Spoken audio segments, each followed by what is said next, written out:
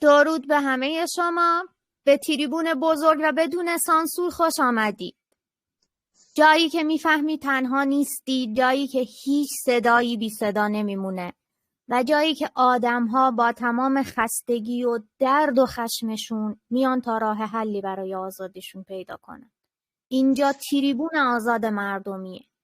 این برنامه رو من با قلبم مدیریت میکنم، نه از روی وظیفه، بلکه چون باور دارم هر آدمی هر قدر هم که سرکوب شده باشه حق حرف زدن داره. فقط چند نکته کوچیک برای اینکه این فضا همینقدر امن و پر از احترام باقی بمونه. لطفاً جزئی از راه حل باشید، نه مشکل.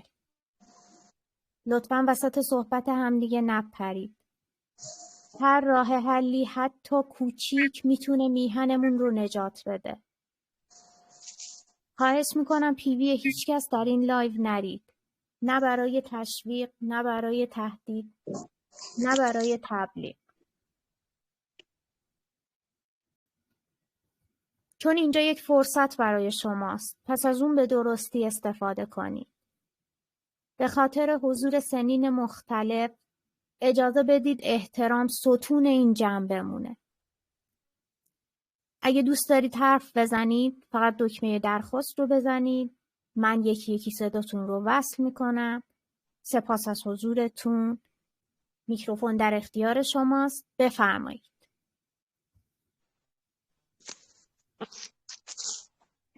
رضا پهلوی.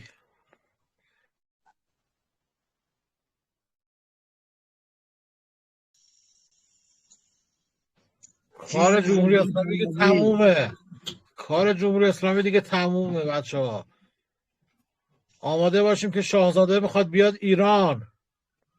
تموم به اون وره. بسیجی، سپاهی، داعش ما شمایی، سوراخ موش پیدا کنیم برین گمشین. این دفعه اون دفعه نیست. گمشین بسیجی ها، برین گمشین. سپاهی، چرا میگیم این آخرین نبرده؟ لعنت بر تو. صدای پاه پادشاه داره میاد. جاوید شاه. جونم به مردم غیور ایران. دم تک تکشون گرم. درود به شرفشون.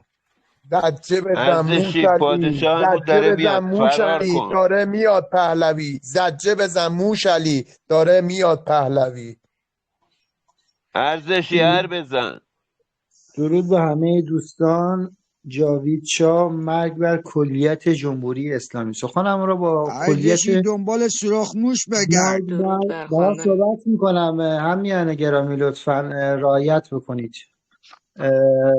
من سخنم را با مرگ بر کلیت جمهوری اسلامی شروع میکنم. میدونم زوده، بقیه دوستان رو ارزشی کجایی؟ بیا ار کن. متاسفم. صداتون رو ندارن. درود. جاوید شاه. دوستان میکروفونا رو فقط نگاه کنید. جاوید شاه پاینده دوستان ایران. دقت کنید. وقتی که اسم یکی سبزه دورش سبزه یعنی داره صحبت میکنه. اونا اول ببینیم بعد صحبت آبجی کنیم. بعضیاشون نمیشنون، سر اونه. بله اینترنت میدونم اینترنت ها خوب نیست، جلو و عقب میشه، اما یکم دقت کنید که حرف تو حرف نشه، چون واقعا فهمیدنش سخته. سپاس از همه. گرامی سپاس جاوید فراوان شاه. ادمین گرامی. ممنونم. جاوید شاه. دوستان پهلوی داره همین برمیگرده. شاد باش. جناب دنی دارن صحبت میکنن. درود به همتون. نگاه به میکروفونا گفتن ادمین بکنید. نمیدونم صدای همه رو شنیدین یا نه. درود بهتون. جاوید شاه بفرمایید. جاوید شاه. سپاسگزارم همیانان گرامی. رعایت بکنید یکی پیشنهادامون بدیم، با همدیگه هم فکر بشیم در این زمینه. کار رو یک بار برای همیشه تمام بکنیم. بچه صدامو دارید؟ جاوید شاه. من چند امروز لحظه پیمان خاموش کنم چطور یا بوده؟ می‌بینم آقای چه احمد خبر بوده؟ آجه یه چند لحظه آیفون تو چیز کن، این بلنگو تو خاموش کن، دارم صحبت میکنم. ممنون میشم. سپاس فراوان. دوستان من سخنم با مرگ بر جمهوری اسلامی شروع میکنم و میخوام یه توضیح بهتون بدم. اعتراضات اصفهان که نشستن روی زمین، این یک نماد اصلاح طلبی هستش. جمعیت رو با شعارهای مرگ بر جمهوری اسلامی شروع بکنید و با جاوید شاه تمام بکنید. این یک، جمهوری اسلامی با پروپاگانداهای رسانه‌ایش و پشتوانه شرقیش روسیه و چین، همینطور غرب گلوبالیسمش سعی در این داره که ارتش رو بیاره، خامنه‌ای رو عزل کنه و یکی از گلابی‌های دیده دیگهشون رو به ما بخورونن. مواظب باشید، مرگ بر کلیه جمهوری اسلامی. جمعیت هم که میلیونی شد، تمام ارگان‌ها و سیستم رو به دست خود بگیرید. همینطور ارتش همکاری ملی ایرانیان کنار مردم هستش، ارتش اسرائیل فرزندان ابراهیم کنار مردم هستش خوشبختانه، و همینطور دولت ترامپ. این خیلی مهمه. روی این موضوع اول زن زندگی آزادی، مرد میهن آبادی. تبادل نظر کنید حتما تو این موضوعی که اینا استاد بازی هن، استاد ریکاوری هن. مردم فریب نخورید. این بار یک بار باشه برای همیشه. درود بر شما، به خرد شما، شاد باش بهتون میگم. کار تمامه. جمعیت رو ملیونی کنید، ارگانهای دولتی رو به دست خود بگیرید و شاهتون رو شما باید برگردونید. شاه نمیاد، ما باید برش گردونیم و فرش قرمز براش پهن بکنیم. پس بنابراین پدر مادرای ما اشتباه کردن، بیرونشون کردن، ما باید بیاریمشون. آفرین بر شما، شاد باش میگم. چیزی دیگه نمونده. این موضوع رو که با شما در میون گذاشتم، به خصوصا اونایی که داخل ایران هستن، با دوست همسایه به اشتراک بذارید که فریب عزل خامنه‌ای و کسی دیگر رو جایگزین کردن توسط ارتش و نیروی انتظامی و سران ارتش و انتظامی فریب نخوریم. مرگ بر کلیه جمهوری اسلامی. ما باید این دندون لق گندیده رو یک بار برای همیشه بکنیم، بندازیم توی زباله‌دان تاریخ. شاد باش بهتون میگم. جاوید شاه، پاینده ایران و ایرانی. مرسی که به من فرصت دادید و حرفای منو گوش کردید. سپاس واقعا. زن زندگی آزادی، مرد میهن آبادی. جاوید شاه. مرگ بر شاه میاد به کلیت خونه جمهوری ضحاک اسلامی. سرنگونه. شاه جاوید میاد شاه. به خونه ضحاک سرنگونه. این آخرین نبرده. پهلوی برمیگرده. جاوید شاه میاد شاه، به خونه. جاوید شاه تا ابد و یک روز. جاوید شاه. جاوید شاه.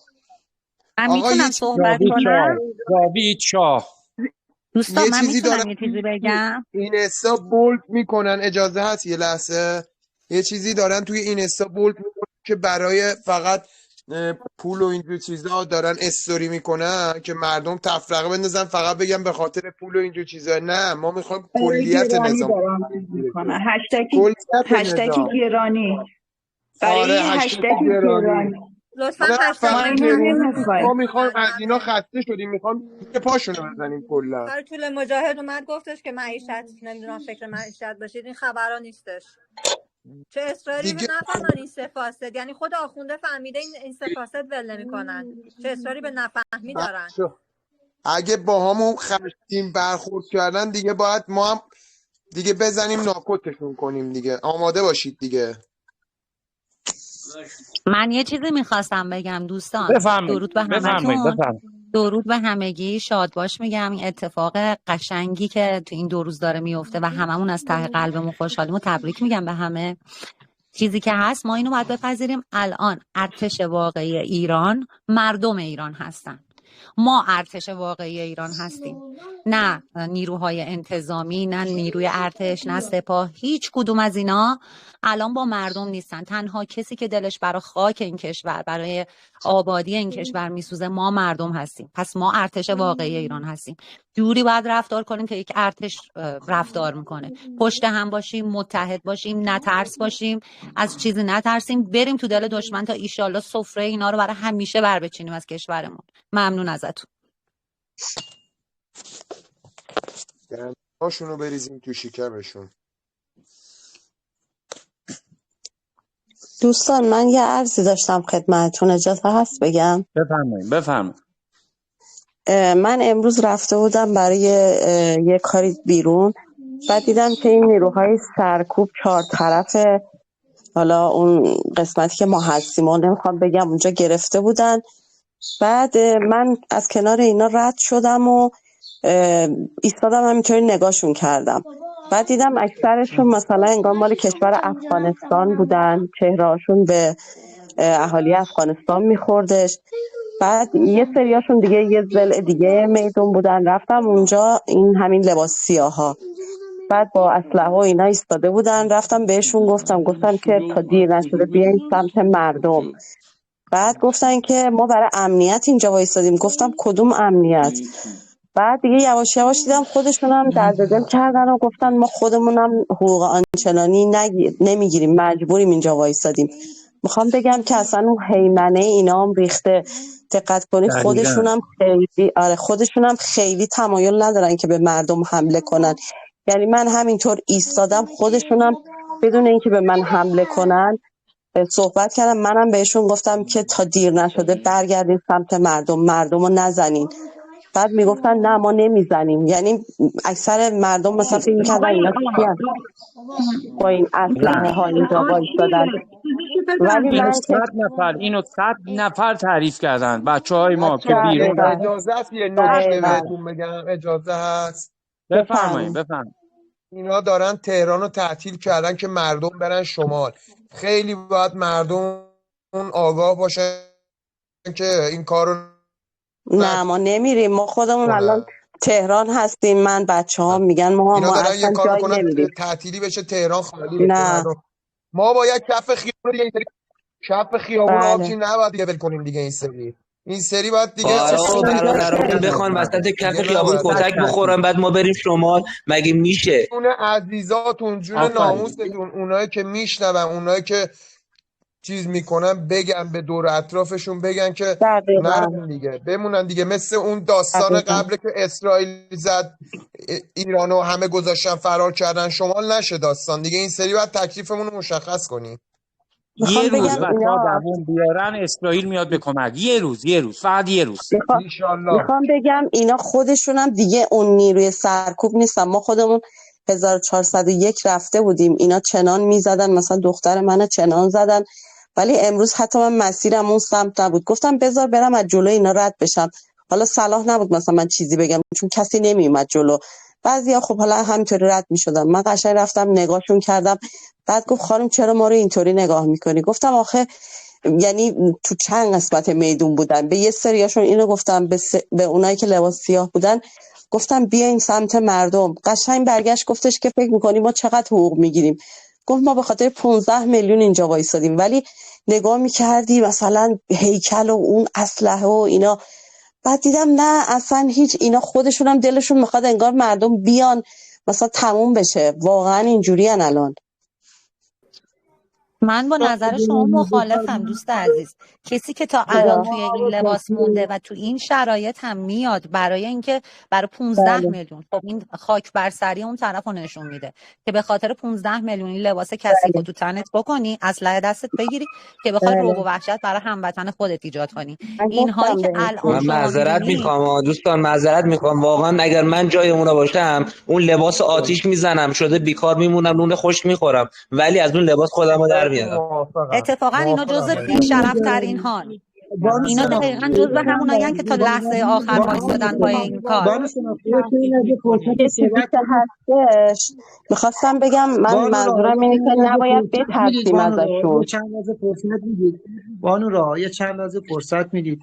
ما فراموش نکنیم که 180,000 نفر بیشتر به همکاری گارد ملی و سرباز شاه پیوستن. از همین دل همین ما مردم، ارتش و نیروی انتظامی. اینو بهتون بگم مردم ایران، این افغانی یا اون اجنبی میارن، اون شناسنامه‌ش هم دست ارتشی و نظامیان میهندوستی هستش که کنار ما هستش.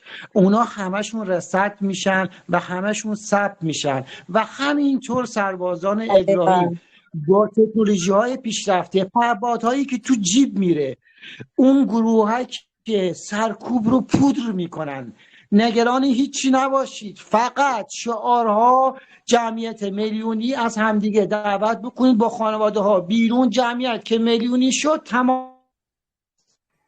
دقیقاً. خانمی که گفتن مخالفم، من نخواستم بگم که این آدمای خوبی هم، خواستم بگم نترسین ازشون. یعنی من خودم وقتی رفتم وایستادم بهشون گفتم بیاین سمت مردم، دیدم اینا اصلا خودشون هم یه ترسی تو چشماشون هست. باور کنید حتی مثلا دقیقا تو ترسشون از ماه. اینا ترسشون الان آره از ماه. همین. میدونین ببین تو اینا 4 دیگه سمت میدون هنوزم بودن ولی خب. دل نمیکنن. نه هنوز هم دل یه نمیکنن از اون سریشون پول ببین با من مزخرف لباسای میتونم یه بدن. چیزی مختلف عرض بودن. کنم میتونم یه چیزی عرض کنم بفهمید.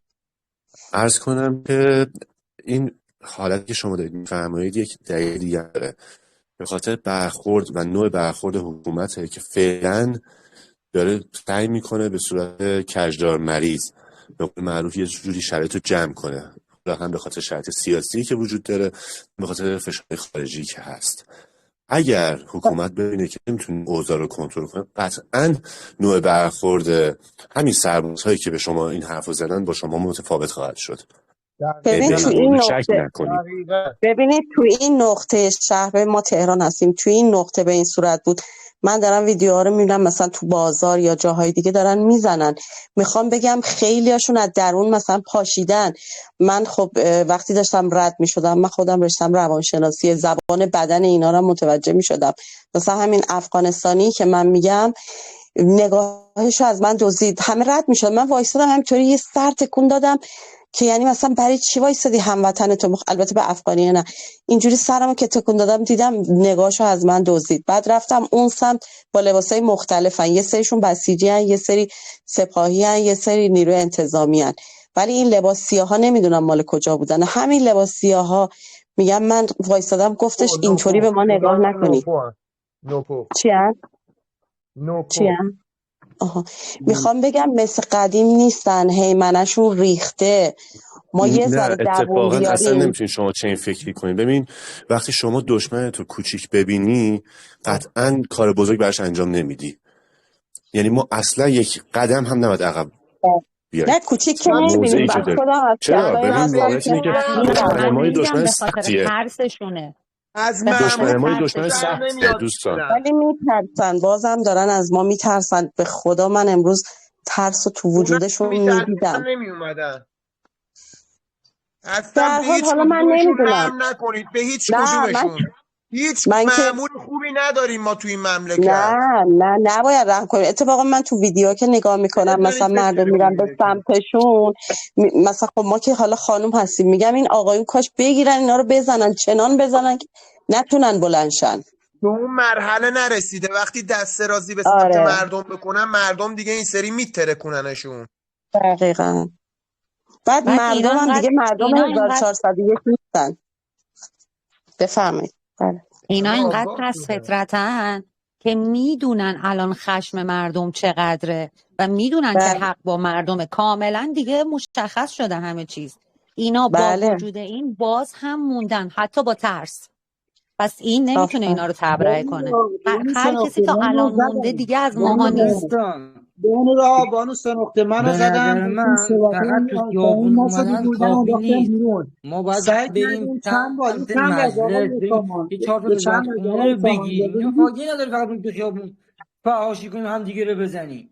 داداش هنوز جمعیت اون میلیونی نشده دورت بگردم. موقعی که آقای میلیونی امیر من بشه میتونیم داشتم این کارا رو میگفتم کنیم، این ور آقای اون ور رو امیر بگیریم، منو زدن، منو 5 اسلحه‌هاشون بار رو از انداختن دستشون بگیریم. بیرون. وقتی جمعیت میلیونی نباشه چجوری میخوایم بریم چیز کنیم؟ راست میگی.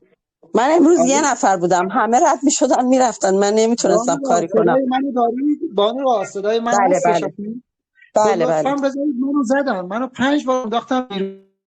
هر دو از این وگرنه حکومت با بود.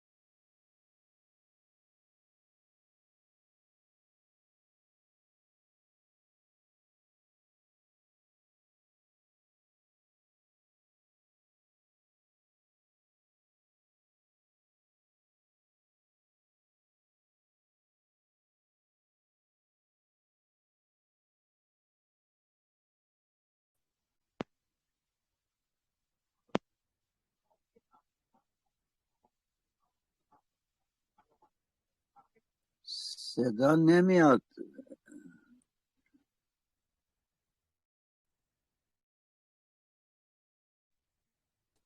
درود بر شما. صدا نمیاد. برای فقط منه یا برای شما هم هست؟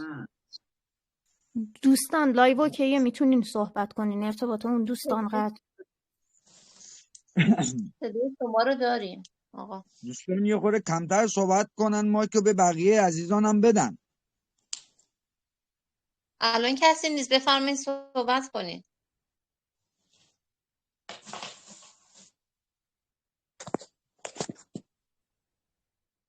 دوستان کسی میدونه که تو اصفهان کدوم خیابون شلوغ بوده؟ درود بهتون. من آدرس رو نمیدونم ولی همون دیروز هم بود و شعار جاوید شاه هم بود، یا پهلوی این آخرین نبرد پهلوی برمیگرده. بله بله دیدم، اما دوستان بدونم کدوم خیابونه که بشه اونجا آدم حضور پیدا کنه. شما فکر کنم فولادشهر بود. دوستان در رابطه با نظامیایی که فولادشهر بود. هنوز موندن، من به شخصه چند تایی رو میشناسم که واقعا واسه شب و شام و نون صبحشون موندن، مجبورن برای اینکه شکم زن و بچهشون رو سیر کنن فعلا تو دستگاه نظام بمونن. من صحبتی که با چند تاشون داشتم که از آشناهامون هستن، گفتن که ما فعلا داریم همین نقش بازی میکنیم تا ببینیم مملکت آخرش چی میشه و زمزمه‌ای که بینمون هست این سری قرار نیست کسی رو بزنیم و بیشتر از این برای خودمون دشمن درست کنیم. جمهوری اسلامی کلکش کنده، فاتحش خونده است. از نوع اعتراضات مشخصه. من فیلم ها رو که زیر رو کردم، نظامی ها زیاد تمایلی به درگیری ندارن، همش عقب نشینی دارن. این نشینی خیلی خوبیه، ما پیروزیم. این آخرین نبرد پهلوی برمیگرده. ممنون از اینکه مایک به من دادیم.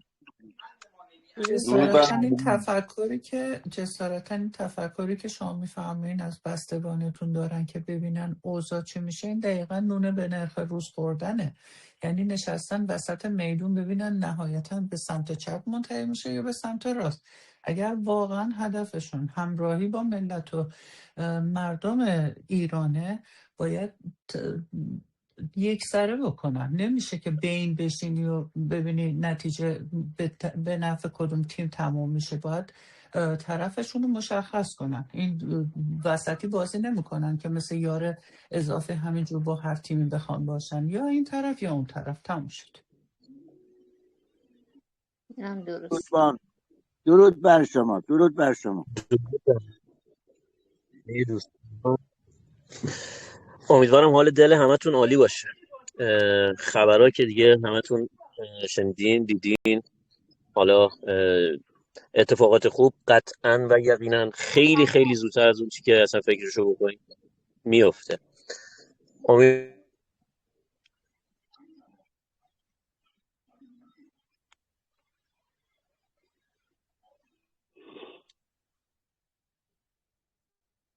صداتون قطع شد. اینترنت ها خیلی ضعیف شده. اینترنت ها خیلی ضعیف شده. بله.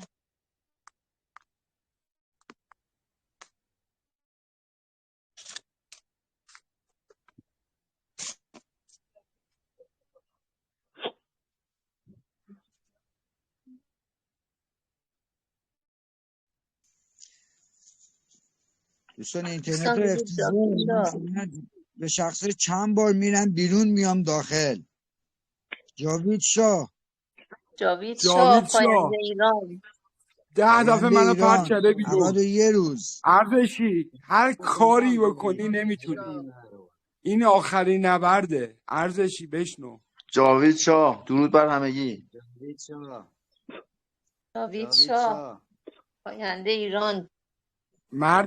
مردم ایران، خیابونا رو تسخیر کنید، بریزید تو خیابون. خواهش میکنم ازتون فردا بریزید تو خیابون راهپیمایی کنید. کسی صدا منو داره؟ بله بفرمایید. عزیز زنده باشید، شبتون بخیر. شب شما بخیر.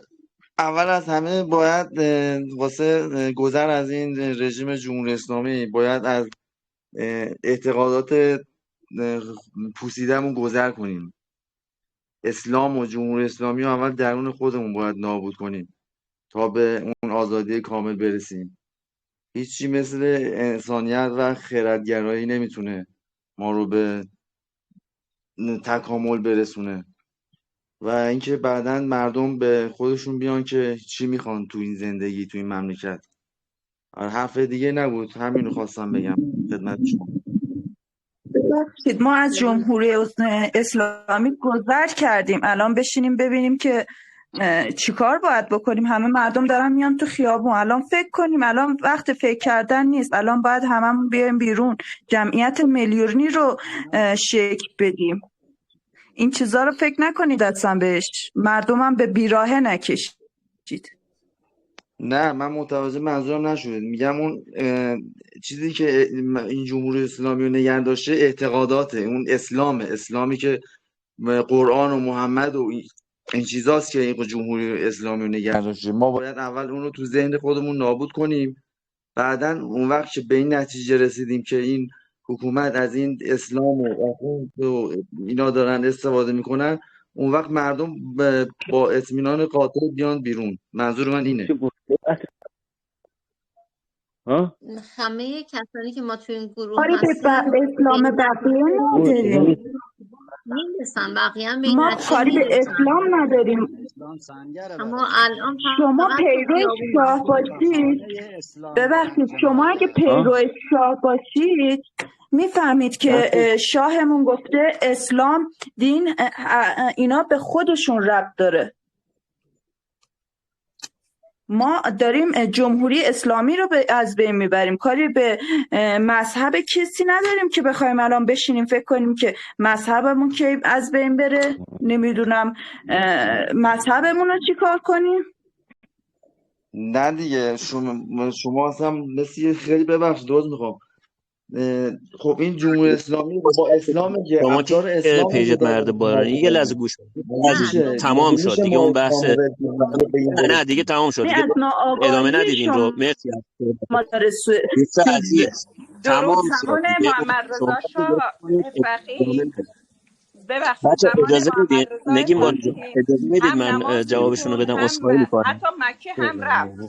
نیستم آقا، ببخشید. درسته، حرفتون درسته، ولی آقای کی بودن، یه نفر دیگه هم میخواست بگه. فقط که درست میگم، به نظرم اون بحث تموم شده، حرف شما کاملا درسته. خیلی بهش بپردازیم. الان دوباره اونایی که میخوان بول بگیرن میان بالا، هی شروع میکنن به یه مطلبی که اصلا ربطی به الان نداره. خیلی وقت دیگه رد شدیم ازش. من نمیدونم، بعضیا تازه از خواب بیدار میشن. دوستان گذشتیم، رد شده. یه سری چیزام قشنگ جلوی چشممون توضیح داده شده به روشنی. الان که دوباره نمیتونیم برگردیم بریم کتاب بخونیم، دوباره بشینیم فکر کنیم، یه ببینیم ایده‌هامون چی هست یا نه. به یه مرحله رسیدیم، تو عملیم، داره اتفاق میفته. درود بهتون. فرمایید صحبت کنید. من میتونم صحبت کنم؟ صدا خیلی ضعیفه، بلند بگید. من یکی شنیدم، من میتونم صحبت کنم؟ درود بر همتون، درود بر تهرانیان عزیز و همه اونا که بیدارن و آگاهن و بلند شدن تو خیابون هستن. میخوام شیرازی عزیز رو پیدا کنم ببینم در چه حال هستن. من هرچی میرم 2 روز رفتم هیچ کس نیست. درسته سر روزک مغازه ها رو بستن. بله ببخشید، یه آقای قبل شما داشتن صحبت میکنن، فقط نگاه کنین به صفحتون بچه‌ها که این وقتی سبز میشه چیز باشه، بدونی که یکی دیگه رو صحبت میکنه. درود بهتون. خواهش میکنم. میخواستم ببینم چی کار دارن میکنن شیرازی های عزیز. وقتشه بریزن بیرون. اونا هم نوبت ما هم شده. ولی من میگم 2 روزه دارم میرم تو خیابون، هیچ خبری نیست. بازارها باز بود، فقط سر دوزاکو بستن. مغازه ها درود به شرفشون بستن، اما مغازه های دیگه بازار وکیل هیچ خبری نبود. پارامونت یا سینما سعدی، جاهایی که دوستان میدونن، هیچ خبری نیست. همه مغازه ها بازه. وقتش نرسیده ما هم یه کاری انجام بدیم، یه قدمی برداریم. بهتره که ما هم شروع کنیم. همین. درود به همتون. حرفاتون رو میشنم. بانو راه عزیز، آقای فرزاد ویدیو گذاشته بودن از شیرازی‌ها که به خیابون اومدن. همه خیابونی خب نمیان. الان اصفهان هم همینطور. من اون موندم کجا ملا شروع صدرا شده. بود که اومده بود بیرون. شیراز ملا میگم صدرا بود اومده بودن. شما ندیدید؟ یک لحظه عزیز، ببخشید من یک همین لحظه، شما نبودم. خیلی تعدادشون کمه، بانو خیلی رهایی تعدادشون کمه. گرامی، بانو چرا؟ رهایی گرامی، ببخشید جانم. جزء اصول اولی خیلی عذر میخوام. ببینین الان وسط جنگی من یه برگردم بگم لشکر این طرف خیلی تعدادشون کمه، به نظرتون چه معنی داره؟ من خانم میگم محترم بیاین این این چه ور، بیاید حرفیه که وسط. میزنی؟ شما عوض بذارید اینکه صحبت بیاید به کنم من همه روحیه میشنوم. بدید، چه حرفیه میزنید آخه شما؟ نه منم میخوام بپیوندم، منم میخوام به اونها بپیوندین بپیوندم. عزیزم، من و بپرسید شما تو تعداد و کدوم تکمیلیم. خیابون شهرک بوده؟ مثلا شهرک صدرا تازه شروع کرده و خیلی دور از ما. توقع بیشتر از این داریم. حالا من نمیدونم. وقتتون چه بخیر حرفیه باشه. که خانم جاوید شما شاه، خانم محترم میشه کلا جاوید شما شاه، میزنی؟ شما جاوید عوض اینکه شاه. بیاید روحیه بدید میگیم جاوید شاه تا ابد و یک روز. لعنت بر خامنه‌ای و خمینی.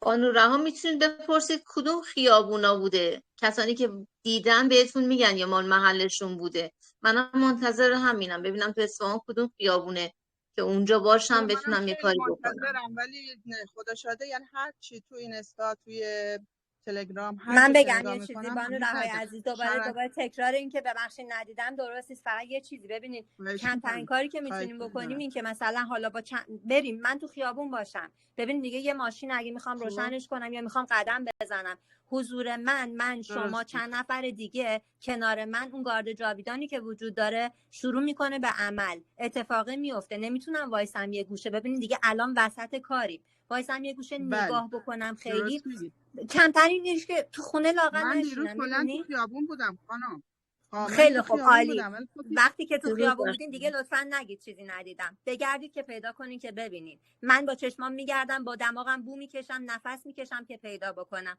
و اینجا میگم که هستش. فقط همین، بعد هم انرژی بدیم، نباید دل سرد بشی. درود بهتون. انشالله به جاوید شاه. امید خدا. سلامت اجازت باشید. من یه جاوید شاه. چند تا نکته بگم. بفرمایید. الان دیگه زمان اینه که باید بدونیم چی دستمون بگیریم که با اینا بجنگیم. دنبال این باشیم که چی بسازیم اینا اگه حمله کردن ما اینا رو بزنیم. نباید بیایم که این حرفا رو بزنیم. باید بگیم که چیا درست کنیم. تیر کمون، پیچ، نمیدونم میخو به هم دیگه جوش بدیم و اینجور داستانا باید صحبت کنیم. نه اینکه الان دیگه وقت جنگه دیگه، وقت تلف کردن نیستش صحبت بی مورد و الکی بگیم. از اینجور چیزا صحبت کنید، راهکار بدید. بچه‌های گارد جاویدان، اتوبوس‌های بیارتی رو زمینگیر کنید. یه مثلث‌هایی درست میکنن، حالت تیغ میره تو لاستیک. آموزشش رو گذاشتم برای آقا فرزاد اگه پخش کنه. اونا رو درست کنید بذارید زیر اتوبوس‌های بیارتی رو زمینگیر کنید.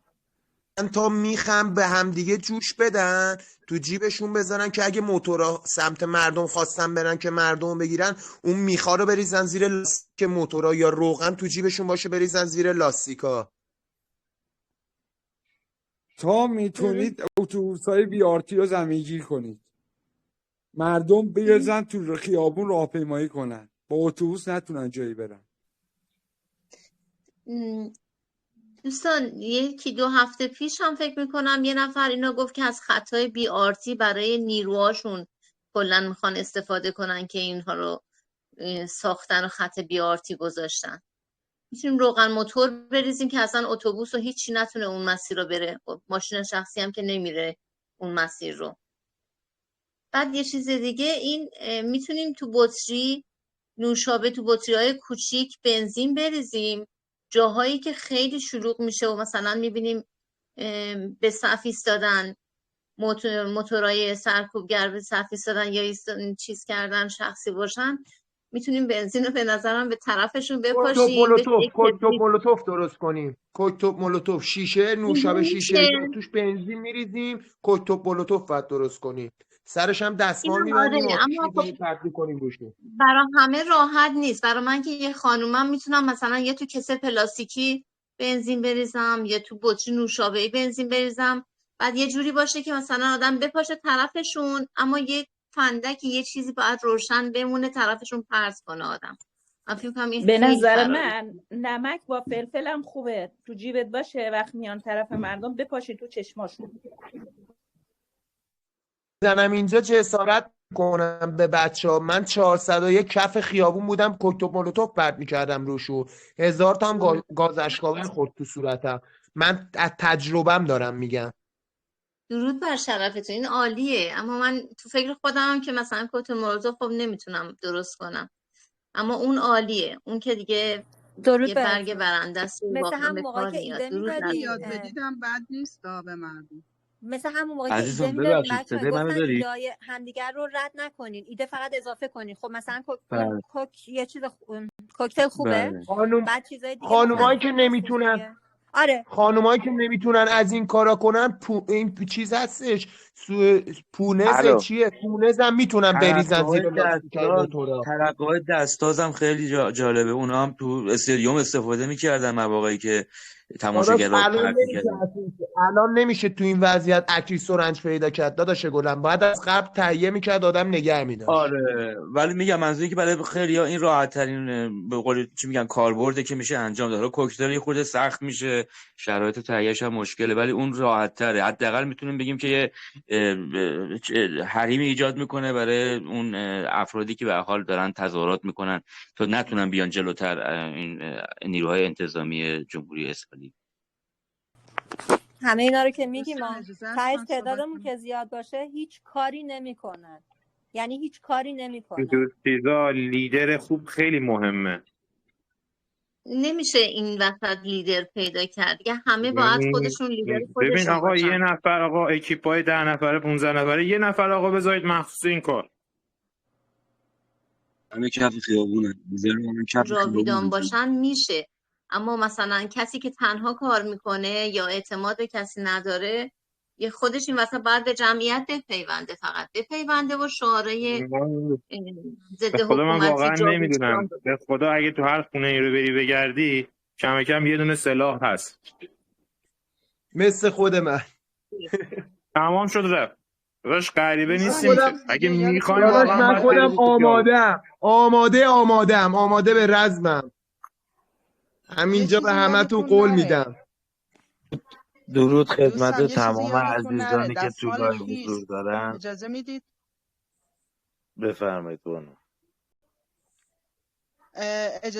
ببخشید، میگم یه چیزی فراموش نکنید، یه دستمال خیس توی نایلون داشته باشید تو جیبتون، برای که گاز اشکاور اگه پخش کردن که دستمال بگیرید خیس به جلو درد صورتتون. نمیخوره. دستمال خیس رو بزنی به فلفل، چیزی که فلفلیه، صورتتون دود 10 برابر سیگار، آتیش میگیره. دود یا سیگار. باید کارتون بدتر باشه یا میشه. باید سیگار تو جیبتون باشه. اینا به درد نمیخوره، دستمال به درد نمیخوره. درست. خوبه اینم گفتین. آتیش بزنید، یه چیزایی تو خیابون باید آتیش زد، چون تو اصفهان یادمه تو زاینده رود خوش بود، اما این نیایی که خوش شده بود و آتیش میزدن، حالا یا با دود سیگار تو صورت ها یه فوت چند میکردن لحظه یا اینا بانو رو فرد آتیش زده بودن بانو که فرد دودش این گاز بانو اشکاوری که فرد میزنن رو خنثی کنه. بانو فرد مرسی از بابت که آقای خوبه امید، اونایی که صدای منو خاموش دارید؟ نمیشه فوت میکنید خاموشه میشه، اونا هم آقای خوبه. امید فرصت میدیم ما صحبت بکنیم لطفا. دباهای مات آقای سلیسی ایران آب سوله کنید، تو درش فرصت بسته میدیم ما دستتون صحبت باشه، بکنیم. گاز میندازن در آب وا کنه بریزید تو آب، درش رو ببندید. آقای ایران سوله، کاری آقای نداره که. امید، آقای امید، آقای یا ایران سوله فرصت برگردونینش تنظیمات خفش کنید. همینه. بابا این دباهای سلیسی ماست دستتون باشه، با آب پر باشه دستتون باشه، گاز بردیم تا اصلا میندازن روش خفش سریع. کنید. منو دارید آقای امید، همون شد آقای رفت. سوله صدای آب منو بعد دارید؟ کلتون مولوتوف آقا جان کاری نداره درست کردنش. آقای ایران سوله آب صدای معدنی منو های دارید؟ خوراکی 250 سی سی یا 500 سی سی بنزین میکنی، روش کپسولی میبندی، 2 تا سوله کپسولی صدای منو میبندی، دارید؟ کپسولی هایی که تو چهارشنبه سوری استفاده میکردی داداش در خطر داره آب. این. آقای نه امید، در آب معدنی رو باید ببند، کپسولی رو روشن آقای کن، پرت کن امید، آقای طرفشون. سوله، اون کپسولی که منفجر آقای میشه. امید، آقای کپسولی سوله، بگیره که دست یا طرف آتیش آقای میگیره. امید، آقای سوله، دوستان آقای یه لحظه روشن امید، میکنی آقای پرت سوله، میکنی بازیش دیگه. تموم بشه همه با آقای من صحبت امید، نکنین، آقای یه نفر سوله، صحبت کنه. یه نفر خانم صحبت کنه. بله چند لحظه آقای امید، آقای تا سوله میتونید صدای آقا منو دارید؟ بی‌آرتی جان. ها رو بذارید زمین. همین بدین آقا حرفشو دونه بزنه. دونه دونه ایدهاتون رو بگید، ما هم گوش میدیم دیگه. حرف نمیزنیم. آنها شبا هم خلوت نکرن بپیوندن. دوستان لطفا کسی شبا رو خیابان صحبت کردن و یک شب بار خیابان اومدن رها بالا نکنید. میکروفون داشتن دوستان هم صدای من هستش. بزن بقیه صحبت کنن. بله صدا هست شنا بفرمایید. بزنی. خب آقای امید آقای سیمون ادمین دارن صحبت میکنن. دوستان عزیز لطفا دقت کنین میکروفون کی بازه و کسایی هم که از میکروفون استفاده کردن یک بار لطفا بذارین بقیه از میکروفون استفاده کنن. خیلی صدا تو هم میشه، هیچ کسی متوجه نمیشه و دارین همینطوری حرف صحبت میکنین. اجازه میدید ما هم صحبت کنیم؟ تجربه تظاهرات قبلی یکی از خطرهایی که برای تظاهرات یا اعمال میشه موتور سوارا هستن. من پیشنهاد دارم که از سیمای آرماتور بندی که تو ساختمان سازی استفاده میکنند که یه ضخامت خوبی هم داره، این دست خیابان به درختها وصل بکنیم. موتورها که میان یا خود موتور سوارا یا موتورها را چه کار میکنه؟ باعث میشه که زمین گیر بشن، بیفتن زمین. اون موقع میشه بهشان حمله کرد و مورد ضرب شتم قرار داد. بله دست من درد نکنه، دست من درد نکنه، دست اعلی حضرت رضا شاهی دوم درد نکنه. این همه سال گفت مبارزات خشونت آمیز نکنید، دست همتون درد نکنه بچه‌ها. سپاس از همه. تظاهراتی که شما بخند با شلنگ آماده کنید، دا سمیخ آماده بکنید، دا کوکتل مولوتوف آماده بکنید، تظاهرات هیچ وقت پیروز نمیشه. به جای که این همه به خودتون زحمت بدین، نمیدونم هر کی بیاد یه تزایی ایده بده. فقط کافیه جمعیت میلیونی با توف با دمپایی بره بیرون. همین اون جمعیتی که اون تظاهراتی که مأمور به شما حمله بکنه اون تظاهرات نیست. یه حرف شما مثل حرف خمینیه که میگفت هر کسی یک حرف من نیست، حرف اعلی حضرته. حرف اعلی حضرت هم درسته، ولی در جایی که اونها این کار نکنن. از کی پیروی میکنه آقای کابان؟ از کی پیروی میکنه به عنوان رهبر؟ از کی پیروی میکنه به عنوان رهبر؟ بعد شاهزاده پیرو شاهزاده است. شاهزاده کی بهت گفت این کارا رو بکن؟ تا وقتی نداریم. فرمانده وقتی یه حرفی میزنه واسه ببینیم. آقای کیوان یه لحظه وایس. آقای کیوان اول من یه سری بپرسم، اصولا شما اگه از اعلی حضرت پیروی میکنی یه سری کلیاتی رو باید از ایشون بدونی. چند تا فرزند دارن ایشون؟ 3 تا داره. اسمشون چیه؟ اسمشون الان حضور ذهن نداره. سپاس از اون پیروی کردنه. پس من مثل خمینی هم یا تو مثل خمینی؟ نه مثل خمینی. خب دیگه اجازه نداری وزارت اطلاعات اینجا حرف بزنی. عزیزان دفاع مشروع طوری نیست هر کاری میخوام بکنید. اینجا داریم حرف حمله میزنید و اینا اومدن دارم میگن ضرب و شتم بکنید، حمله بکنید. حواستون هست یا نیست؟ و همه‌تون هم دارین تایید میکنید. ما هی داریم میگیم جمعیت میلیونی، شما هی بگو کوکتل مولوتوف.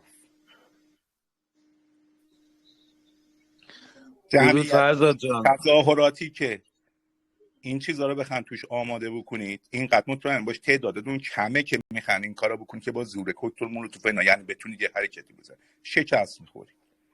تظاهراتی که جمعیت میلیونی هم هست نیازی اصلا به این چیزا نداره. با دمپایی با توف برو تو خیابون. همین. اگه جمعیت میلیونی باشه این حرفا که داریم میزنیم، ولی اینه که 5 نفرین بخوام بریم مثلا میونی 60 سرکوب گر 5 نفر چه آخه یه همچین صحنه که ما دیدیم 5 نفر برن تو دلی 60 چه اقل بگی 5 نفر مسلح. ببخشید نظرتون راجع به شعارنویسی رمز موفقیت ماست. پیرو دستورات اعلی حضرت، نه هیچ حمله ای صورت میگیره نه هیچی، فقط دفاع مشروع. اینقدر حواستون رو به ابزارالات میذارید، حواستون رو به جمع کردن و دعوت کردن از در و همسایه و خانواده و فامیل بذارید تا جمعیت میلیونی شکل بدید. بهترین اسلحه شما به جمعیت میلیونیتونه. سپاس از شما. آفرین آقای فرزاد گرامی، به موقع وارد عمل شدید، چون 2 تا اکانت اومده بودن. یه چند لحظه دارن صحبت میکنم. آقای حسام گرامی، وقتی آقا فرزاد صحبت میکنه رعایت بکنید. یه همیهن دیگه میاد نظرشو بده، پیشنهادش میده، رعایت بکنید. اگر تو هم دیگه صحبت بکنیم اصلا متوجه نمیشیم که باید چی کار بکنیم، اصلا دیگران هم متوجه نمیشن و واقعا روی مخ آدمه. خواهش میکنیم رعایت بکنید. 2 تا اکانت ادمین گرامی اومدن صحبت از اسلحه کردن. من فکر میکنم اینا رو باید بایکوت کنی. همین چیزی که آقا فرزاد گفت، وقتی از همدیگه دعوت بکنیم و توی خیابونا بمونیم با با آب دهانمون، معذرت میخوام از این اصطلاح استفاده میکنم، این رژیم رو به کل، رژیم جمهوری اسلامی مسترابی کمونیستی غیر ایرانی رو به کل میشوریم، میریزیم توی زبالدان تاریخ. ما نیاز به اسلحه نداریم. ما ارتش ملی داریم، نظامی داریم کنار این مردم. ما ارتش خارجی داریم کنار ما به نام فرزندان ابراهیم، ارتش اسرائیل. نیاز به اسلحه نداریم. دفاع مشروع، نافرمانی مدنی، از همدیگه، از خانواده همدیگه دعوت کردن، توی خیابون موندن. وقتی هم که جمعیت میلیونی بشه، کدوم موتوری میاد سمت شما؟ کدوم نظامی میاد سمت شما؟ این رژیم استاد ریکاوریه. این رژیم همه جا مراهاش فعاله. فریب نخورید مردم ایران و جمعیت هم سعی نکنید از همدیگه جدا کنید و بپاشونید. اگر مانور گاز اشکاور بود مانور بدید، باز مجددا به همدیگه متصل بشید، پیش برید و از همدیگه دعوت بکنید با شعارهای ملیگرا طبق دفترچه گارد جاویدان و فرمان شاه. ما غیر از این 2 مورد هیچ اخبار و راهنمای موثق و درستی نداریم. آفرین بر شما و به خرد شما. هر کی که میاد صحبت از اسلحه میکنه بدون اطلاعاتیه، بدون شک. ما با جمعیت میلیونی نیاز به حتی آب دهان ریختنمون هم نداریم. تمام. با سلام و خسته نباشید خدمت دوستان. من به عنوان یه شخصی که چند بار تو این اعتراضات شرکت کردم از سالهای 88 97 98 401 و همین الان که توی خیابونای شهرم دارم به جمع مردم میپیوندم و باهاشون توی شهر برای اینکه حرفی زده بشه و یه حرفی انتقال پیدا بکنه دارم مشارکت میکنم. حرف من اینه، ماها ضعف لیدر داریم. ضعف لیدر، کسی که ازش حرف شنوی باشه، کسی که واقعا بتونه کمک بکنه، بتونه مردم متحد و دور هم جمع بکنه برای تجمعات بیشتر، تجمعات میلیونی. اینو همیشه داشتیم و الان بیشتر از همیشه داریم. الان بیشتر از همیشه داریم. آره بیشتر از همیشه داریم. خیز شما جمعیتش کم شده که بیشتر نشده، درسته؟ والا به خدا پراکنده است جمعیت ها. من تو تهرانم. پس کوی دانشگاه پس تاریخا میخوای کلا پاک کنید عزیز من. قربونت برم. شما تو جمع مردم هستید، کف خیابون هستید که این حرفو شما از کی پیروی میکنید به عنوان یه لیدر؟ من از خودم، من به عنوان یه ایرانی آزاد خودم میدونم که خودم شربت میکنم و میری اون جایی که نباید بری. این است تو. اینو من اطلاعات بیشتر. بچه‌ها به صحبتتون ادامه بدید. درود خدمت دوستان عزیز. چند نکته بود که میخواستم از اول لایو بگم نشدش. دوستان ما تا امروز لیدری بالاتر از شاهزاده نداشتیم. تا امروز که میرفتیم جلو هر سری این تظاهراتمون رو به یه شکلی ازمون دزدیدن. وزارت اطلاعاتی یا ندید صحبت خودتون رو ادامه بدید، تکثیر شجاعت بکنید. یه چرتون آفرین دقیقاً اومدم بلش کن دقیقاً همین اومدم بگم. امروز چی دیدی با چه تصویرایی حال کردیم؟ ما اون ویدیو حال کردیم که سنگ گنده از یه طرف پرت کرد یکی رو سر یه دونه این فرمان داد. چه حالی داد، چه حالی داد.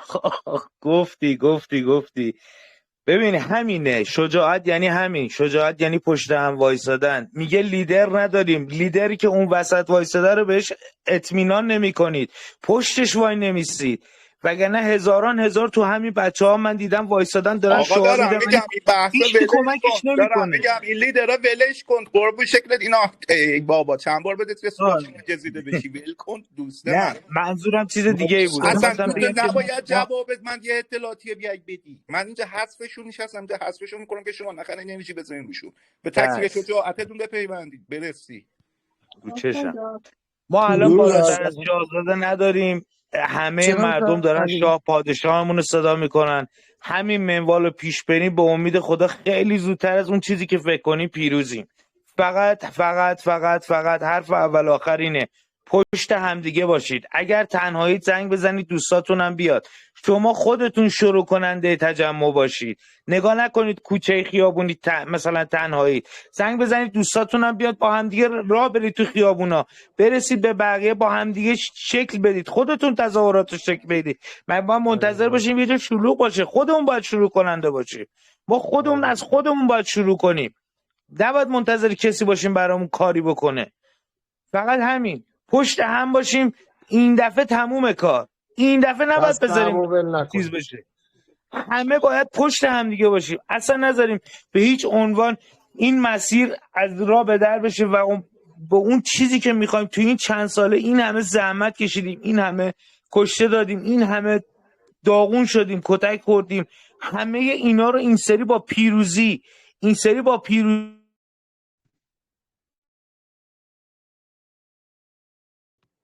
صدای ایشون قطع شد. من از هممیانان کرمانشاه کولاک کرد، اصفهان کولاک کرد، همدان کولاک کرد، بچه های تهران کراش ایزه بلند شد کولاک کردن.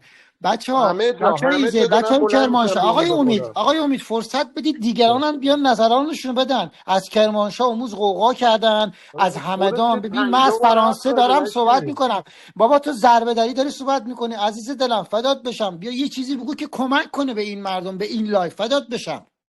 آقا امید شما زیاد صحبت کردی.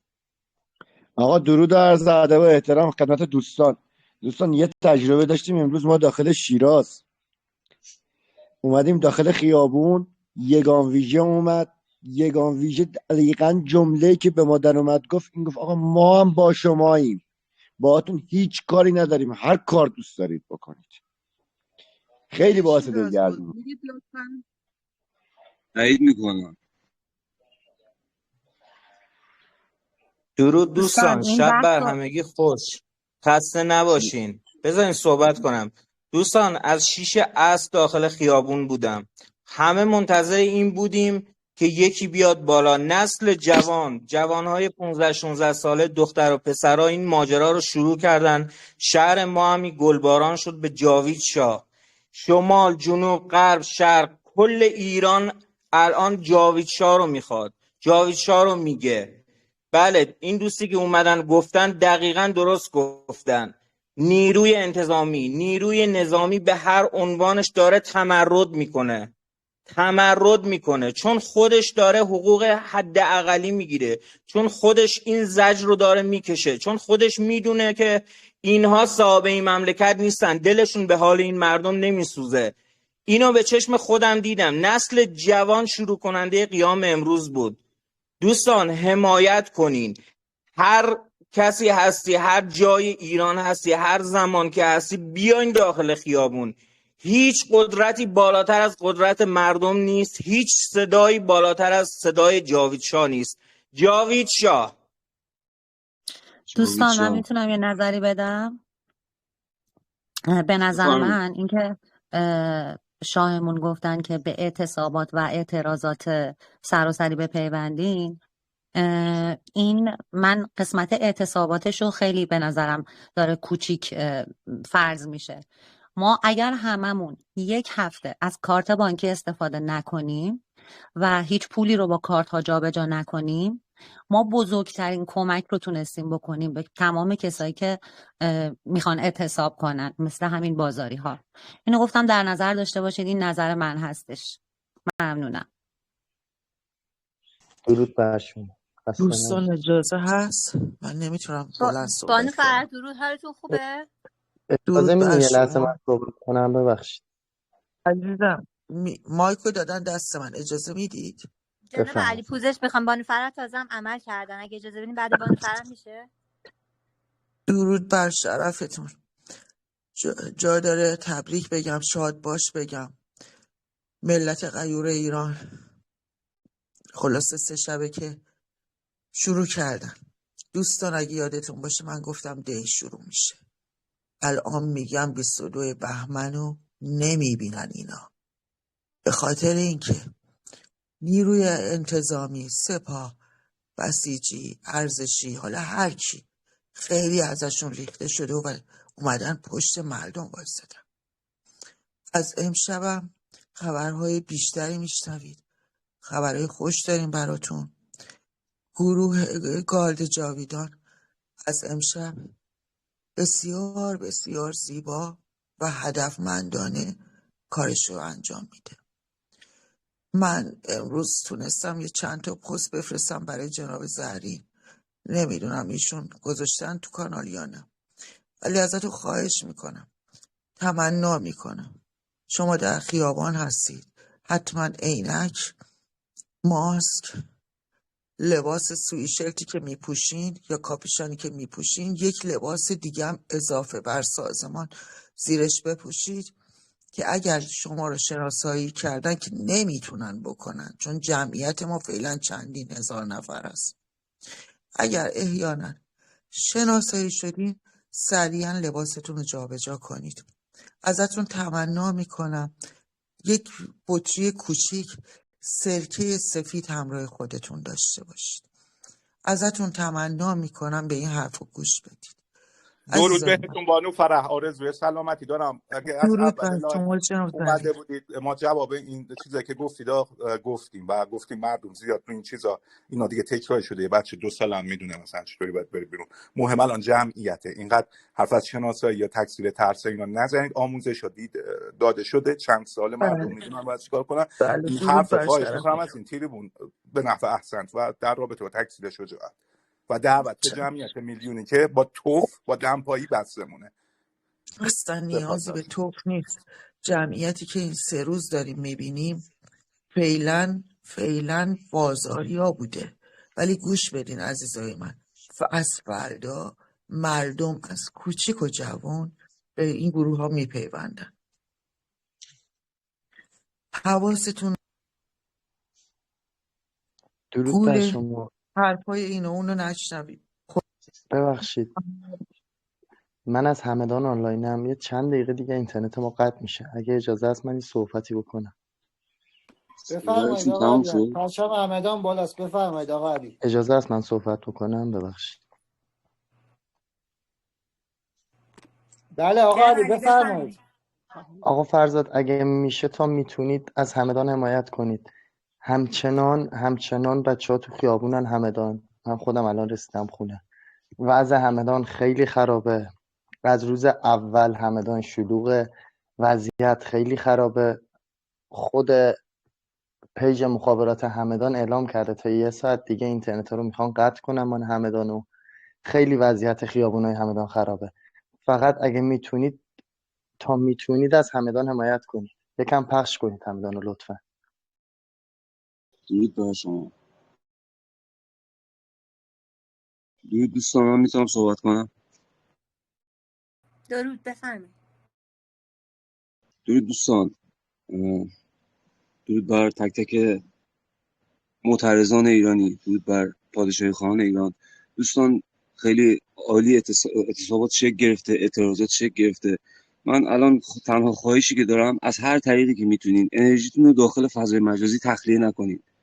اگه فکر میکنی استوری میذاری نمیدونم داری حمایت میکنی، این کار تاثیر زیادی نداره، چون الان اون موقعی که باید میذاشتین نذاشتین. الان مثلا همه دارن حمایت میکنن میگن ما معترضیم، ولی بیرون حرفی نمیزنن، از بچهای معترض حمایت نمیکنن.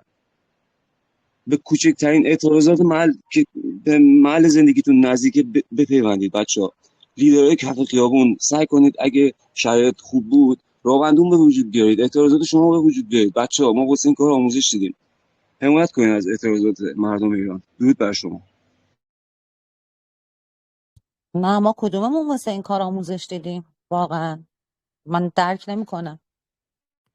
بانو سه نقطه اگه درک نمی‌کنین توی آموزش دفترچه گارد جاویدان همه این موارد گفته شده دوستان الان و فکر اصلا نمی کنم بهتر از اون چیزی وقت باشه. جر آقا و علی بحث نیست آقا علی از دوستان. همیهنان حمایت کنید مردم بیان داخل در خیابون، همدان خیلی دعوت اوضاع کنید، از خیابون دوستاتون خرابه. دعوت کنید. یعنی انقدری فیلم از همدان نمیاد بیرون، اوضاع همدان خیلی خرابه، خیلی فجیح دارن مقابله میکنن، فجیح دارن میزنن مردمو، از دیشب و پریشب افتضاح دارن مردمو میزنن. من از همدان آقای علی دیدم مردم خوب دارن برخورد میکنن، ولی هر جا که هستید و میتونید شما فیلم بگیرید مثلا بفرستید به خب آقا فرزاد یا حالا جای مختلف تا اونجا که میتونید، البته خودتونم حواستون باشه، ولی برای آقا فرزاد خب بفرستید. سپاسگزارم جناب آقای علی عزیز. من تنها چیزهایی که از همدان دیدم تکثیر شجاعت بوده و کتک خوردن ماموران خامنه ای به دست مردم. همین چیزی که مردم عادی کتک خورده باشن و دست بنده نرسیده. اگه چیزی باشه فیلمشو همیهنان به دست من میرسونن، من پخش بکنم. تا حالا هیچ چیزی نبوده، لطفا تکثیر شجاعت بکنید. سپاس از شما. بله دقیقا همینطوریه. دقیقا از دیشب پریشب مردم اصلا کم نمیارن، مثل 401 نیست، تیراندازی میکنن مردم سلام اصلا خدمت عقب دوستان عزیز. نمیکشن. بندم خیلی چیز کردم، پوششا رو پخش کردم. همین الان یه پست گذاشتم، دوتا همدانی توی کوچه بمب بس جلو بله خیابون سرکوب 13 خونه دستشون رو باز همدانه. کردن و تکثیر شجاعت رو به افزایش بردن، به رو به افزایش بردن. ما چیزی هنوز از این دیشب که کسی قلقم بشه یا مردم عادی آسیب ببینن هنوز گزارش نشده. سپاس از شما. داریم پوشش میدیم همدانم. اگه شما کاری من باشی لحظه ای داری پوشش میده. خیلی لطف میکنین. دقیقا من منظورم از این که بعد مقابله میکنن خیلی زود تیراندازی رو شروع کردن، ولی مردم دیگه کم نمیارن مثل 401. دیشب مردم هجوم میبردن به سمت مامورا، به سمت این مزدورا هجوم میبردن مردم، خیلی جاها فرار میکردن از دست مردم اینا، ولی بعد دارن تیراندازی میکنن مردم، ولی خوشبختانه کم نمیارن دیگه، هیچکی نمیترسه ازشون. یعنی مردم دست خالی هن، کسی ازشون نمیترسه اینا با آقای تفنگ. علی عزیز شما دوتا تکثیر شجاعت بکنید، سه تا تکثیر ترس. تیراندازی عزیز من، تیراندازی باشه باید پشتش یه جون زخمی هم فیکه باشه. الکیه. آره بابا، یا باید یه زخمی هم باشه. آخه شما به چی میگی تیراندازی؟ نکنه به اون گاز اشک آوره که تو اسلحه میذارن به آسمون پرتاب میکنن، صدا انفجار میده، اونو بهش میگی تیراندازی؟ اون که تیراندازی نیسته. رعب و وحشت میخوان درست کنن، فقط اینا هر فقط تیراندازی میخوان که رعب و باشه وحشت پشتش ایجاد کنن. مطبوع هست، پشتش اسم هست، هویت هست، فیلماش به دست ما دقیقاً برای رعب و جناب آقای وحشته. علی عزیز بله سپاس ازتون، شما نتونستی درست از این تریبون استفاده بکنید. سپاس از شما. قربون شما، خدا نگهدار.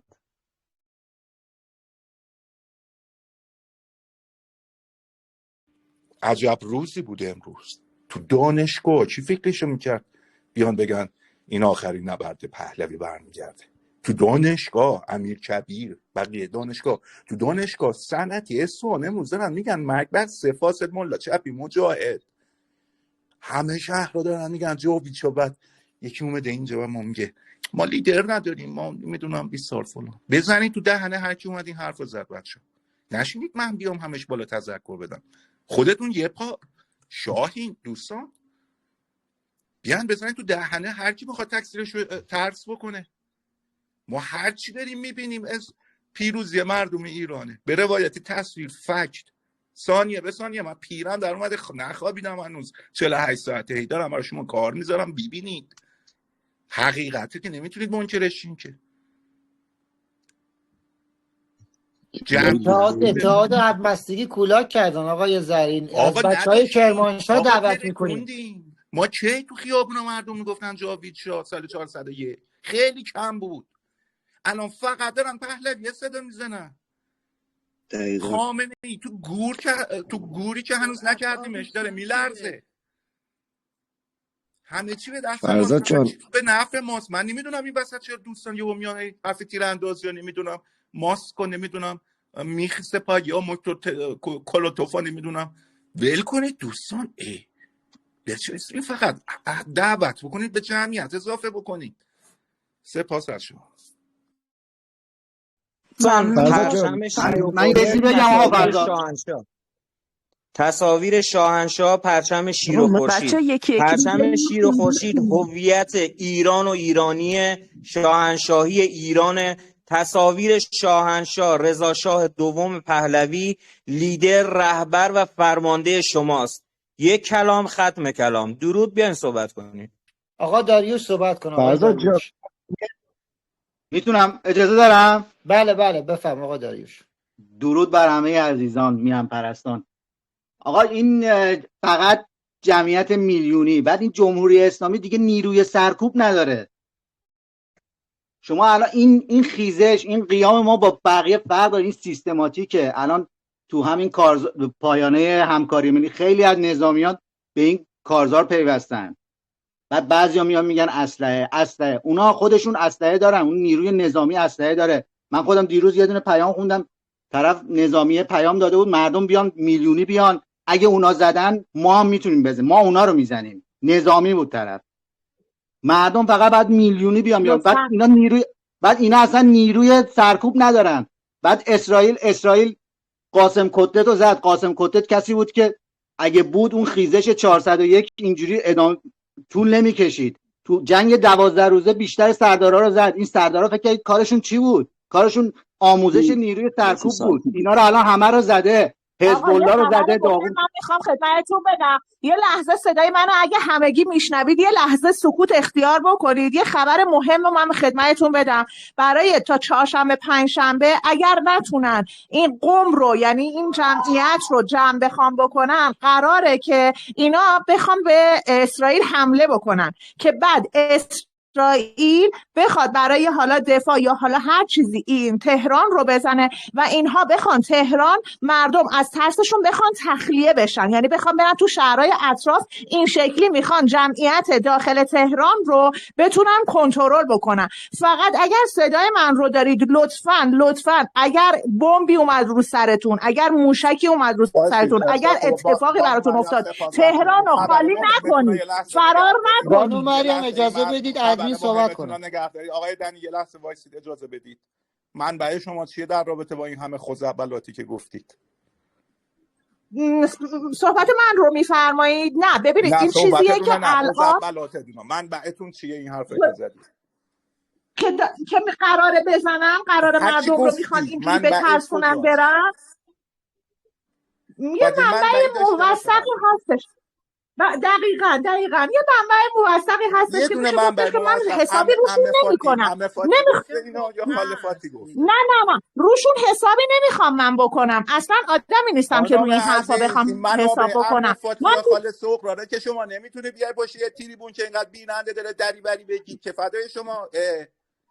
نه من اگر میگم فقط میگم که خالی نکنید صحنه رو. اگر من دارم فشاری میخورم میگم اشتباس. اصلا از کجا داری این حرفا میزنی؟ خواب دیدی؟ اگر یه همچین، من فرض رو بر این میذارم که یه همچین کاری اینا بخوام بکنن، یعنی نمیشنم. حذفش کردیم. اینم یه دوستان به تکثیر شجاعتتون برسید. آقا من میتونم ادامه بدم یا نه؟ این چرت پرتا نه. نه اینو نه، اصلا راجع به چیز داشتم حرف می‌زدم. من راجع به سپاسگزارم. خب دوستان من یه تذکر دیگه هم بدم. منابع خلیفاتی، خاله سغرا، عمه کبرا اینا معتبر نیستن. سپاس ازشون. فرزاد جان آقای داریوش بفرمایید، بعد آقای تدی. آقای داریوش صحبتاش ادامه بدم. بعد آقای تدی. بله بفرمایید. داشتم میگفتم 1 دقیقه صحبت کنین. شلوغ 1 دقیقه صحبت کنین.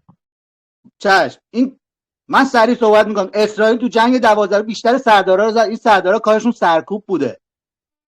همه رو زد. از اون ور حزب الله لبنان و نمیدونم حماس و همه رو زده کرده تو قوطی. دیگه نیروی سرکوب ندارن. الان آمریکا اینور طالبان و عراق گرفته. دیگه نمیتونن اینا وارد ایران بشن، نیروی کمکی بگیرن، جمهوری اسلامی کمکی بگیره. نمیدونم هشت‌الشعبی و اینا. نیروی سرکوب نداره. بعد اینا بیشترشون هم به اون پایانه پیوستن. بیشترشون با مردمن. آقای داریوش عزیز چرا پر و بال میدید به صحبت یه اطلاعاتی که میاد؟ ول کنید بابا. ندارم میگم آقا نیروی سرکوب ندارن، پروال اصلا من کاری ندارم اون چیزا. عزیز من یه چرتی که میاد انداخت رفت. یه فیلمی من امروز برات گذاشتم کانال تلگرام. به بابا بری ببینید مردم دارن چی کار میکنن. شما حواستون تو کجاست؟ من دارم همونو دارم میگم. من تایید میکنم حرف شما رو. خب نه نمیخواد حرف منو تایید کنی. فقط میخوام بدون بگم که در پی ادامه صحبت هر نفوذی که هیجانی اومد بالا یه خبر مهم دارم نمیخواد بهش بپردازم. من اینجا نشستم فقط کاتشو میکنم. سپاس ازتون. چشم. جاوید شاه تدی بیتی بفرمایید. از این خبر مهم بود پیرمون در آورد سال 400 بچه‌های محلات تهران. خبر مهم زارد، خبر مهمتر از جاوید شما نداریم و ملت ایران که همکنون که داریم صحبت می‌کنیم تو خیابون هستن. هیچ خبری مهمتر از این نیست. دست خوش به سلامتی شاه رضا پهلوی. خدا شکرت. خیابونا رو تسخیر کنید، بریزید تو خیابونا. خواهش میکنم بریزید تو خیابونا. فرزاد جان امکان بذارید تدی صحبت کنه. دوستان پرچم شیر و خورشید تصویر شاهنشاه، تصویر شاهنشاه، پرچم شیر و خورشید. تاکید میکنم، بازم تاکید میکنم، گوش کنین، این باید توی جمعیت بیاد بالا. پرچم شیر و خورشید نشانه هویت شماست. مهم نیست، مهم همون جاوید شاهه. این تصویر شما دستت بگیرید آقا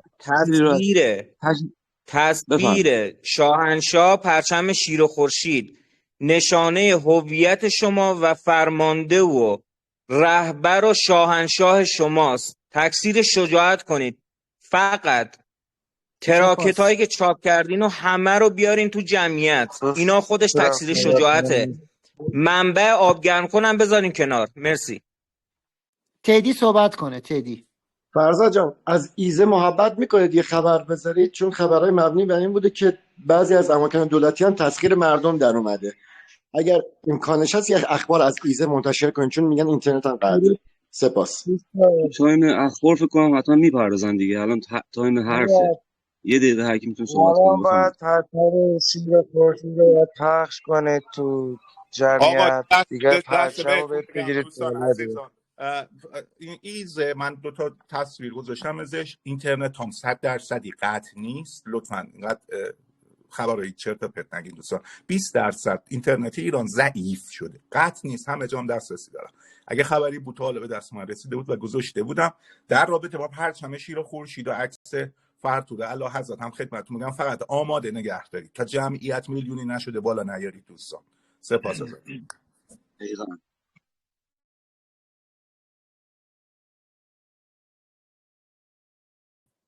بانو روز صحبت کنید.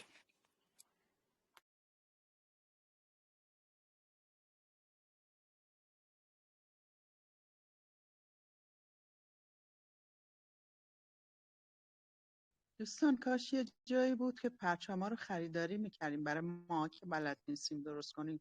من این خیاط میتونم پرچم بدوزم ولی اون چاپش رو نمیدونم، این چیزا رو اصلا نمیدونم از کجا تهیه کنم، چجوری باشه. راهنمایی کنید بد نیست، خوشحال میشیم.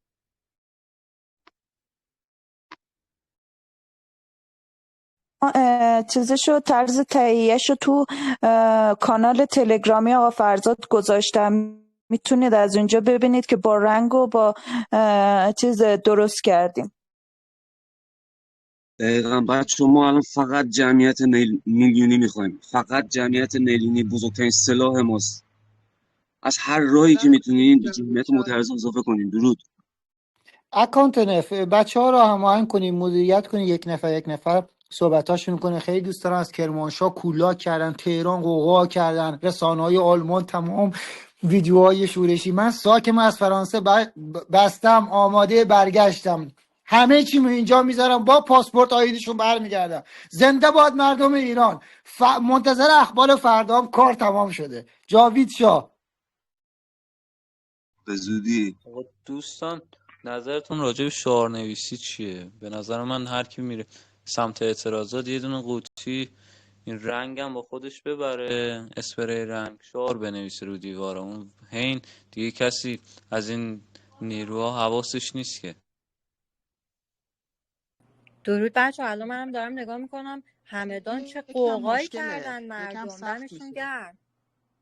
درود به شرفت. چه جاوید شاهی دارن میگن، یعنی داره میترکونه ها. اسلحه ما فقط شعار جاوید شاهه، فقط جاوید شاه. از کرمانشاه قوقا کردم بیام بالا. ایزه کرمانشاه. وای سراسر ایران تمام کار. خامنه ای زوالدانو ببوس.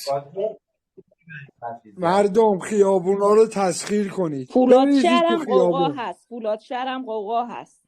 هر کی نریزه تو خیابون واقعا نه غیرت داره نه شرف. فراری دادن نیروی نظامی. ملت بر ایران شما تمام سلای ما به همدیگه پیوستنه توی خیابون، تمام امکانات سلای ما به هم پیوستنه، کوچیک و بزرگ، زن و بچه، پیر و جوان.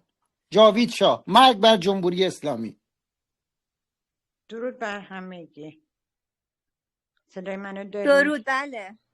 بانو ترانه. درود بر همه شما. اینقدر خوشحالی شادی امشبم من براتون قوقا کردم عزیزای دل. همینجوری که اونا تو خیابون بودم منم کلی نوشته زدم به دیوار، کیف کردم. امروز به هر کی که میگفتم این مغازه‌دارا رو که شماها این همه آدم اومده بیرون، چرا شما مثلا بازید می اومدید میبستید؟ بعد گفتن که ما نمیدونم، اما اونجوری هی بهانه آوردن. گفتم ببین آدم میخواد کاری کنه، شما الان یه چیزو که بفروشید فردا نمیتونید بخرید. به خاطر شما هم هست این جمعیتی که میره بیرون. بیاید بیرون، لطف کنید کرکراتون رو بیاید پایین، اگه نه که من از فردا میام کرکراتون رو میارم پایین. همه گفتن که نه بابا نمیشه، خدا میان جریممون میکنم، میان اینجوری میکنم. گفتم نگاه کن، ترس رو بذار کنار. تمام شد، جمهوری اسلامی مرد. کاملا بگید جمهوری اسلامی مرد. نمیخواید چیز کنی به بانو فکرش ترانه بکنی. درود جونم. بهت. این فیلمی که گذاشتم از سازمان میراث فرهنگ اصفهان تو 4 باغ دیدی؟ دیواراش چی کار کرده بودم؟ نه من تازه اومدم، خیلی هم خب سرد. بذار آره آره آره بذار آره. بهت بگم یه اژدهایی شب رو دستت بلند شده. بذار ببین تصویر اومد بالا. اتفاقا ببین آقا تصویر بانو فرزانه ترانه تصویر اومد بالا، به من بگو برات پلی کنم لذتشه ببری. باشه. بعد من تمام اومد، تصویر اومد اومد. حالا اینجا آره نگاه، این آره سازمان میراث فرهنگیه، نگاه کن چه بلایی سرش اومد. آفرین. ببین من این تو چهارباغ بالایی آره نه؟ نه آها نه آره. 4 باغ عباسیه. آها همون پایین دیگه. نه چهارباغ پایین نه عباسی. عباسی وسط اما انقلاب. آها بعد اتفاقا من خب همون طرفای انقلابم که رفتم نوشتم که چیزم تا چه میدونم پل خاجو تمام چیزای تابلوهای صدا سیما، یعنی قوقا کردم. این چیزای نوشتنی من زیاده دیگه نشد، ولی خیلی سرد بود امشب. اینقدر سرد بود بیرون دستام یخ کرد، نمیتونستم دیگه، سر شده بود. ولی اومدم با خیلی چی کردم. یعنی بهتون بگم که یه خبر خیلی خوب اینه که همه اون شجاعت رو دارن، همه دیگه دارن اینجوری میکنن، خودشونو دارن آماده میکنن. از تهران، از اصفهان، از گوشه به گوشه های این شهرمون خبرهای خیلی خوب داره میاد بیرون. مطمئن باشید، مطمئن باشه. اینم که 4 روز تعطیلی رو داد، شما بدونید فکر میکنم شنبه هم که تعطیلی رسمی شونه. بعد اینو فکر میکنم جمع کنن دیگه، چیزی نباشه که بخوایم ما نگرانش باشیم. خوشحال باشید همه با هم.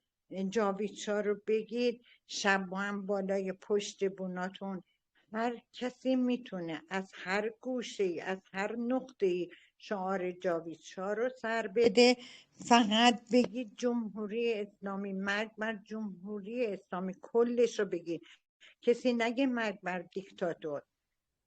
اینا جوری دیگه برداشت میکنن. تو رو خدا شعارا رو همش بر علیه اینا داده بشه. جاوید شاه که دیگه اصلا سرخط خبر هاست، چون اینا میدونن یه نفر دارن صداش میکنن داره میاد.